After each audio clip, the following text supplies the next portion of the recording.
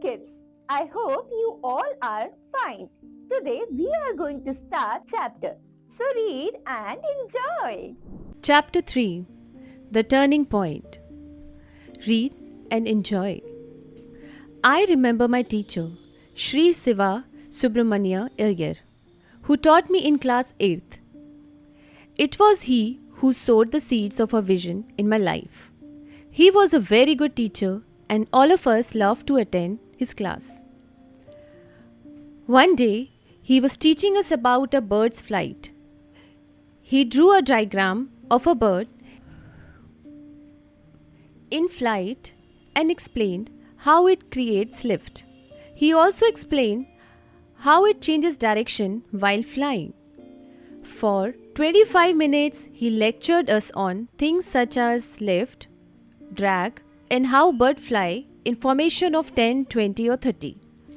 At the end of the class, he wanted to know whether we had understood how a bird flies. I said I had not understood. When I said this, he asked whether the others had understood or not. Many students said that they too had not understood. Our teacher was really concerned about this, but he did not get upset by a response. He wanted us to understand the principles of flight, so he said that he would take all of us to a seashore. That evening, the whole class was on the beach. He drew our attention to the seagulls flying in formation. There were about 20 of them. It was a marvelous formation of birds with a purpose.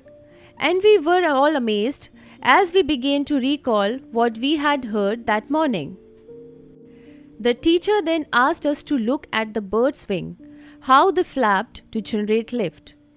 He asked us to look at the tail and the combination of flapping wings and twisting tail.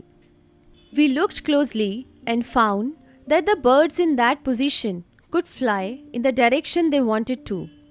Then he asked us a question. Can you tell me where the bird's engine is and how it is powered? We knew the answer to that question. All the aspects of the principles of flight became clear to us within the next 15 minutes. We understood clearly the dynamics of a bird's flight with the practical example of it in front of our eyes. Our teacher was the greatest. He had given us a lesson in theory as well as in practice. This is real teaching and learning. I thought to myself, for me, this incident was not merely an understanding of how a bird flies. That evening, on the seashore of Rameshwaram, I decided that I wanted to study all I could about the concept of flight. At that time, I did not realize that eventually I would move toward the study of the science of flying. It was my teacher's lesson and the flight I had witnessed, which inspired me of my interest in further studying the science of flight.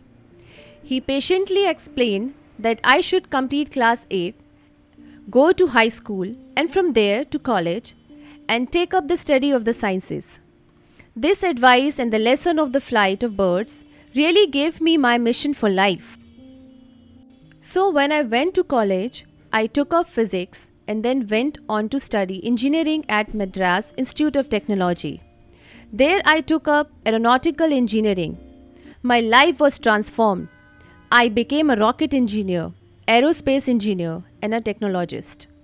This memory of my teacher encouraging me to ask questions and then showing real-life examples to aid my comprehension remained with me all my life. After all, it had proved a turning point in my life. It initiated and eventually shaped my profession. Sri Siva Subramania Iyer was the catalyst who ignited our young minds by allowing us to ask questions and then answering them till we achieve complete understanding.